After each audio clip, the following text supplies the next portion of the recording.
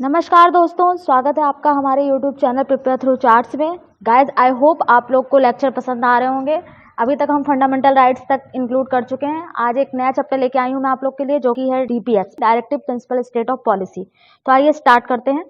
DPSP is commonly known as instruments of instructions. हम इसे क्यों ऐसा बोल रहे हैं? क्योंकि ये डायरेक्टली हमारे फाउंडर ऑफ इंडिया, जो जिनको कह सकते हैं, जो कॉन्स्टिट्यूशन जिन्होंने बनाया है, उनकी तरफ से एक इंस्ट्रक्शंस थे हमारी गवर्नमेंट के लिए कि किस तरीके की गवर्नेंस होनी चाहिए एक इंडिपेंडेंट कंट्री में। तो आइए देखते हैं क्या क्या उन्होंने बोला था। सबसे पहले हम ये देखते हैं कि DPSP को डिराइव कहाँ से किया गया है। तो इसको लिया गया है स्पेन से, और स्पेन में जो DPSP डिराइव हुए थे वो लिए गए थे आयरलैंड से। तो इनडायरेक्टली ये आयरलैंड से भी रिलेटेड है। सबसे पहले देखते हैं DPSP को कैसे डिवाइड किया गया है। तो हमारे जो DPSP हैं वो मेनली 3 पार्ट्स में डिवाइडेड है, यानी 3 प्रिंसिपल्स पे बेस्ड है। सबसे पहला सोशलिस्टिक, गांधीयन और लिबरल इंटेलेक्चुअल प्रिंसिपल्स। इन तीनों प्रिंसिपल्स से रिलेटेड जो आर्टिकल्स हैं उनको मैं 1 बाय 1 आपको बताऊंगी कि क्या क्या आर्टिकल्स इनके अंदर कवर होते हैं। सबसे पहले DPSP को देखते हैं कि DPSP में कौन से आर्टिकल्स कवर होते हैं टोटल। तो 36 आर्टिकल से लेके 51 आर्टिकल तक आते हैं जो DPSP के अंदर रखे गए हैं। अब देखते हैं सोशलिस्टिक प्रिंसिपल्स के अंदर आने वाले आर्टिकल्स को। सबसे पहले देखते हैं सोशलिस्टिक प्रिंसिपल्स है क्या, क्यों हम इस बेसिस पे अपना DPSP तैयार कर रहे हैं। जो आर्टिकल्स मेनली रिलेटेड हैं सोशल, इकोनॉमिकल या पॉलिटिकल जस्टिस से, उनको हम कह सकते हैं कि वो सोशलिस्टिक प्रिंसिपल पर बेस्ड है। जस्टिस आप देखेंगे कहीं ना कहीं पूरा DPSP ही हमारा जस्टिस पे बेस्ड है। किसी ना किसी फॉर्म में हम अपने सिटीजन्स को जस्टिस ही प्रोवाइड करने की बात कर रहे हैं। तो जस्टिस को इसीलिए पैरामाउंट कहा जाता है DPSP का। सबसे पहला आर्टिकल मैंने 36 और 37 यहाँ पे नहीं लिखा है, क्योंकि 36 आर्टिकल जो है वो स्टेट से रिलेटेड है, जो सेम डेफिनेशन डिराइव करता है आर्टिकल 12 वाली। तो फंडामेंटल राइट्स को भी आप देख सकते हैं कि DPSP के साथ कहीं ना कहीं रिलेट करता है। फंडामेंटल राइट्स और ये DPSPs को हमेशा लिंक करके पढ़ना चाहिए, आपको अच्छे से समझ में आएगा। उसके बाद आर्टिकल 37 है। 37 आर्टिकल है वो बताता है कि ये जो राइट्स हैं DPSP है नॉन जस्टिसिएबल है, यानी इनको इन्फोर्स नहीं किया जाता है लीगली। अगर DPSP को लीगली आपको इन्फोर्स करना है तो उसके लिए लॉ बनाने पड़ेंगे। अब आते हैं आर्टिकल 38 पे। आर्टिकल 38 क्या करता है, वो वेलफेयर स्टेट की डेफिनेशन प्रोवाइड करता है। क्यों? क्योंकि हम अपने नागरिकों को सारी सुविधाएं ऐसी प्रोवाइड करना चाह रहे हैं जिससे उन्हें ये एहसास हो कि वो एक आज़ाद कंट्री में हैं और उनको एक डेमोक्रेसी की फीलिंग आए। ऐसी बात आर्टिकल 38 कर रहा है। आर्टिकल 39 जो है वो मेनली सर्टेन प्रिंसिपल्स हैं जो पॉलिसी के, उस पर फॉलो करता है, जिसमें मेनली आता है equal justice and equal work, जो आर्टिकल 39A के थ्रू अलग डिवाइड किया गया था। जैसे कि अगर किसी को प्रॉपर लेजिस्लेशन में कोई ऐड नहीं मिल पा रहा, कोई गरीब है कोई अमीर है, तो अमीर तो इंसान आसानी से अपने जस्टिस के लिए फाइट कर सकता है, बट पुअर्स की फाइटिंग थोड़ी मुश्किल हो जाती है क्योंकि उनको मनी प्रॉब्लम्स होती है। तो अगर मनी की वजह से कोई जस्टिस ना मिले तो वो डेमोक्रेसी का फीचर नहीं है। तो दैट्स वाई उनको फ्री लीगल एड दिया गया। इसके लिए एक अलग से आर्टिकल 39A ऐड किया गया। उसके बाद आर्टिकल 41 आता है, जो कि right to work, right to education से रिलेटेड है। बट इसमें पब्लिक असिस्टेंस दी जाएगी, लेकिन कुछ सर्टेन केसेस में, जैसे आप कोई डिसेबल पर्सन है, कोई ओल्ड एज पर्सन है, कोई सिक पर्सन है, तो उस टाइम पे पब्लिक असिस्टेंस दिया जाएगा। साथ ही साथ एक और फीचर ऐड किया गया कि जो स्टेट की अपनी एक लिमिट होगी इकोनॉमिक, उसी बेसिस पे ही वो असिस्टमेंट अपना दे पाएंगे। जैसे कि अगर पेंशन प्रोवाइड होती है हमारी कंट्री में तो 500 या 1000 रुपीज़ मिल रही है। क्यों? क्योंकि हमारा जो कंट्री है वो अभी भी डेवलपिंग कंट्री है, तो यहाँ पे इतने ज़्यादा अमाउंट नहीं मिल सकता जैसे बाहर के डेवलपमेंट कंट्रीज में मिलता है। That's why public assistance in certain cases बताया गया है। अगला आर्टिकल है आर्टिकल 42, जो कि मेनली ह्यूमन कंडीशंस को डिराइव करता है कि वर्क के लिए जो कंडीशंस रखी जाएं वो कितनी डिग्निफाइड होनी चाहिए।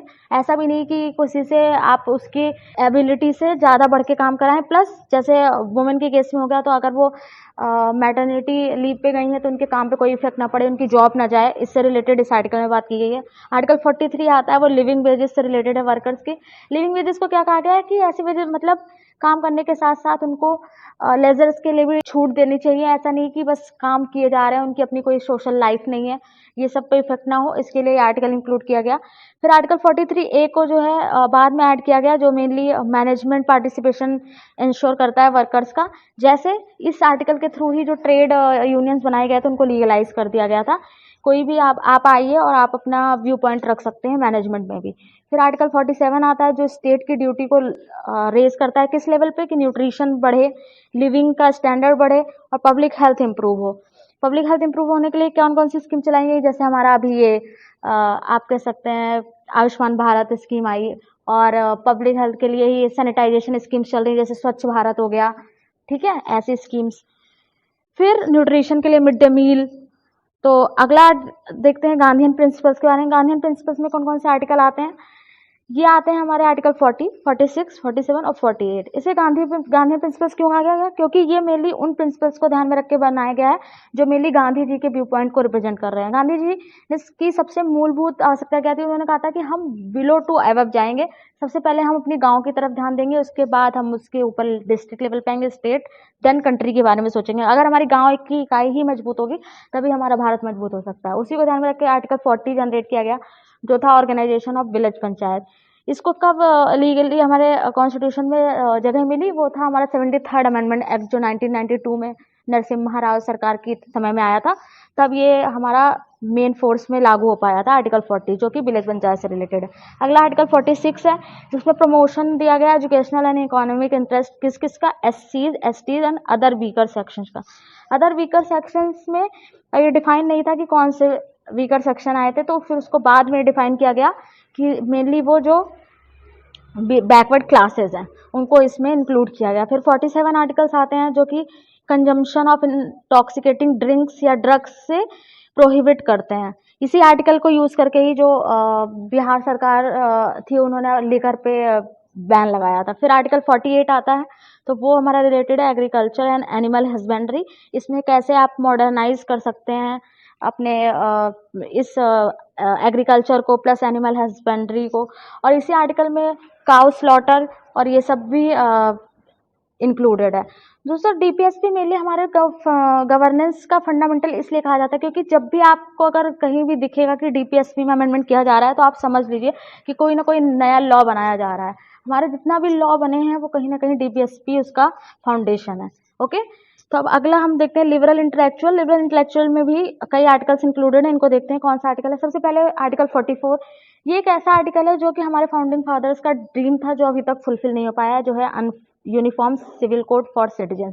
इसके तहत चाहे कोई भी रिलीजन हो, चाहे कोई भी कास्ट हो, सबके मिला के उनके लिए एक यूनिफॉर्म सिविल कोड तैयार किया जाएगा, लेकिन ये अभी भी लागू नहीं किया जा सकता है। देखते हैं कब तक आता है। फिर आर्टिकल 45 है, जिसमें एक अर्ली चाइल्डहुड केयर प्रोवाइड की गई थी और एजुकेशन बिलो 6 ईयर्स। जब हमारे फाउंडिंग फादर्स ने इसको इंक्लूड किया था, तो जो कंपलसरी एजुकेशन थी वो 14 ईयर्स तक प्रोवाइड की जानी थी, और प्लस उसको हमारा जो कॉन्स्टिट्यूशन था कमेंसमेंट होने का टाइम, जैसे 1950, वहाँ से लेके सिर्फ इसी आर्टिकल के तहत एक ड्यूरेशन दी गई थी कि विद इन 10 ईयर्स यानी 1960 तक इसको प्रोवाइड करा देना चाहिए। बट इसको बाद में 21A के तहत फंडामेंटल राइट में इंक्लूड कर दिया गया, तो वहाँ पे 6 to 14 ईयर्स को कंपलसरी कर दिया गया, इसलिए यहाँ पे अमेंडमेंट करके इसको 6 ईयर्स तक कर दिया गया है। ओके, अब आर्टिकल 48A आता है। ये हमारा protection and improvement of environment and safeguarding of forest से रिलेटेड है, यानी जिसमें फॉरेस्ट वाइल्ड लाइफ का सेफ गार्ड हो। इसको भी कॉन्स्टिट्यूशनल अमेंडमेंट एक्ट के तहत ही जोड़ा गया है। ठीक है, अब अगला 49 है आर्टिकल। आर्टिकल 49 मेनली हमारा किससे रिलेटेड है? आर्टिकल 49 जो है वो आपका रिलेटेड है प्रोटेक्शन ऑफ मॉन्यूमेंट्स, प्लेसेस। जितने भी हमारे पुरानी इमारतें हैं उनकी रक्षा करना, उनके प्रिजर्वेशन के लिए क्या क्या करना है, ये भी गवर्नमेंट को इसका इंस्ट्रक्शन दिया गया है। ये इस आर्टिकल में आ रहा है। आर्टिकल 50 जो है वो separation of judiciary from executive है। जुडिशरी को एग्जीक्यूटिव से सेपरेट करना है, क्योंकि 1973 से पहले ये देखा जाता था कि जो भी ये डिस्ट्रिक्ट मजिस्ट्रेट होते थे उनके पास एग्जीक्यूटिव पावर तो रहती ही थी, साथ में जुडिशियल हक भी दिया जाता था। लेकिन आफ्टर केशवानंदा भारती केस जो 1973 में आया था, उसके बाद से देखा गया कि ये इस लॉ को वायलेट कर रहा है जुडिशरी और एग्जीक्यूटिव को सेपरेट करने के लिए, तो इसे सेपरेट कर दिया गया, जुडिशरी फ्रॉम एग्जीक्यूटिव। ठीक है, फिर आर्टिकल 51 जो है वो हमारा इंटरनेशनल पीस एंड सिक्योरिटी को प्रमोट कर रहा है। जितने भी हम इंटरनेशनल लेवल पे ट्रीटीज वगैरह साइन कर रहे हैं, वो उसमें कंट्री का पार्टिसिपेशन अच्छा होना चाहिए, जिससे हमारे डिप्लोमेटिक रिलेशंस अच्छे हो सके, तो उसके लिए इस आर्टिकल को इंक्लूड किया गया है। अब देखते हैं कौन कौन से आर्टिकल्स ऐसे हैं जिन्हें अमेंडमेंट के द्वारा इंक्लूड किया गया है डीपीएसपी में। सबसे पहले आता है 42nd अमेंडमेंट एक्ट 1976। इसके तहत 4 आर्टिकल्स इंक्लूड किए हुए थे, जो थे 39F, 39A, 43A and 48A। 39F जो है वो मेनली रिलेटेड है हमारा यूथ एंड चिल्ड्रन के हेल्थियर एनवायरनमेंट से रिलेटेड। जैसे कुछ बच्चे जिनके पेरेंट्स नहीं हैं या कुछ बच्चों को छोड़ दिया गया है यूं ही सोसाइटी में, तो उनके एक हेल्थियर एनवायरनमेंट के लिए गवर्नमेंट को क्या करना चाहिए, उससे रिलेटेड इस आर्टिकल में बात की गई है। फिर आर्टिकल 39A है, जो मैंने आपको बताया था, equal justice and free legal aid है, ये इंक्लूड किया गया था। 43A जो है वो मेनली रिलेटेड है पार्टिसिपेशन ऑफ वर्कर्स का, जो मैनेजमेंट में था, जो मैंने आपको सोशलिस्टिक प्रिंसिपल्स में बताया, इसको इस अमेंडमेंट में ऐड किया गया। उसके बाद 48A जो कि environment and wild life forest protection से रिलेटेड है, वो आया है। उसके बाद अगला अमेंडमेंट एक्ट आया था 44th कॉन्स्टिट्यूशनल अमेंडमेंट एक्ट 1978, जिसमें आर्टिकल 38 क्लॉज 2 को ऐड किया गया था। ये मोरारजी देसाई जी के टाइम पे आया था। ये आर्टिकल मेनली इसलिए ऐड किया गया क्योंकि मिनिमम जो डिफरेंस था उस सैलरीज में लोगों की, उसको मेनली मिनिमाइज करने के लिए इसको लाया गया था। कि जैसे कोई किसी के पास 5 लाख रुपए हैं, किसी के पास करोड़ों रुपए हैं, तो ये बहुत ज़्यादा डिफरेंस क्रिएट हो रहा था, तो उसी को मिनिमाइज करने के लिए इस आर्टिकल को इंक्लूड किया गया था। मेनली इसी आर्टिकल को इंक्लूड करने के बाद ही टैक्स सिस्टम जो है डेवलप हुआ था इंडिया में। तो आप देख सकते हैं कि सबसे पहले टैक्स सिस्टम को लाना था गवर्नमेंट को, इसीलिए एक DPSP लाना पड़ा। तो जब भी DPSP चेंज हो, आप याद रखिए, तो समझ लीजिए कि कोई ना कोई नया लॉ आने वाला है। अगला है आर्टिकल 45 जो है वो कन्वर्ट हुआ था आर्टिकल 21A में। मैंने आपको बताया था 86 कॉन्स्टिट्यूशनल अमेंडमेंट एक्ट 2002 में आया था, जो ये राइट टू एजुकेशन एक्ट बना था। तो आर्टिकल 45 में जो मैंने कहा था आपको कि 14 ईयर्स तक कंपलसरी थी, वो 21A आर्टिकल में दे दिया गया था 6 to 14 ईयर्स। इसीलिए अब 45 आर्टिकल्स में बिलो 6 ईयर्स तक की केयर स्टेट के पास है। बाकी 6 to 14 जो है वो कंपलसरी एजुकेशन है, जिसको पेरेंट्स को अपने बच्चों को देना जरूरी है। अगला आर्टिकल 43B था कोऑपरेटिव सोसाइटीज से रिलेटेड, जो कि 97th कॉन्स्टिट्यूशनल अमेंडमेंट एक्ट 2011 के तहत ऐड हुआ था।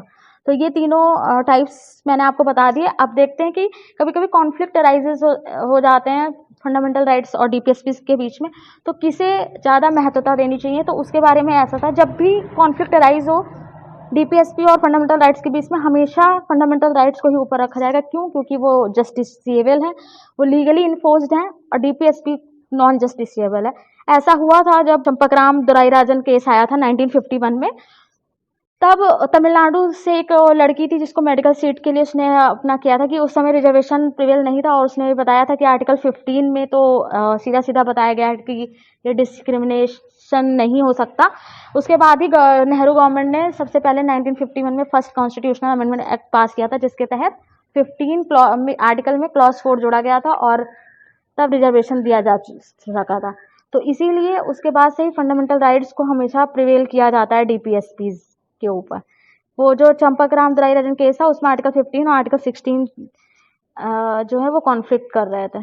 ठीक है, अब देखते हैं कि डिफरेंस क्या है फंडामेंटल राइट्स और DPSP में। सबसे पहला कि फंडामेंटल राइट्स जो होते हैं वो नेगेटिव इम्पैक्ट शो कर रहे हैं, जबकि हमारे DPSP पॉजिटिव शो कर रहे हैं। नेगेटिव क्यों? क्योंकि वो स्टेट को कोई भी लॉ बनाने के लिए प्रोहिबिट कर रहे हैं। जब भी कोई ऐसा लॉ बने जो फंडामेंटल राइट्स को वायलेट करता है, तो उस लॉ को जो है नहीं माना जाता। जबकि DPSP जो है वो स्टेट को वो हक दे रहे हैं कि आप कुछ ऐसा लॉ बनाइए पब्लिक के लिए, तो इसीलिए DPSP को पॉजिटिव कहा जाता है। अगला है फंडामेंटल राइट्स जो है वो जस्टिसिएबल हैं, DPSP नॉन जस्टिसिएबल हैं, ये मैं आपको बता चुकी हूँ। फंडामेंटल राइट्स मेनली स्टैब्लिश करते हैं हमारे पॉलिटिकल डेमोक्रेसी को, उससे सिर्फ पॉलिटिकल डेमोक्रेसी ग्रांट की जाती है। जबकि DPSP जो है सोशलिस्टिक और इकोनॉमिक डेमोक्रेसी भी स्ट्रेंथन कर रहे हैं। फंडामेंटल राइट्स जो है हमारे वो लीगल सैंक्शंस रखते हैं, जबकि DPSP केवल मोरल एंड पॉलिटिकल सैंक्शंस रख रहे हैं। फंडामेंटल राइट्स प्रमोट कर रहे हैं किसी एक इंडिविजुअल के वेलफेयर को, लेकिन DPSP हमारी पूरी कम्युनिटी के वेलफेयर को रिप्रेजेंट कर रहे हैं। फंडामेंटल राइट्स जो है वो ऑटोमेटिकली इन्फोर्स है, मैंने कहा कि वो पहले से ही लीगली इन्फोर्स उनको किया जा सकता है, जबकि DPSP को इन्फोर्स करने के लिए लेजिस्लेशन की ज़रूरत होती है। आई होप आप सभी को DPSP का ये चैप्टर पूरा समझ में आ गया होगा। अगर कोई प्रॉब्लम है तो आप कमेंट बॉक्स में कमेंट कर सकते हैं, मैं उसको रिजॉल्व करने की कोशिश करूंगी। प्लीज़ हमारा लेक्चर पसंद आया हो तो लाइक करना ना भूलें, सब्सक्राइब कीजिए, कमेंट कीजिए और बेल आइकन को जरूर प्रेस कर दीजिए, ताकि आपको हमारे लेक्चर्स की अपडेट लगातार मिलती रहे। Thank you.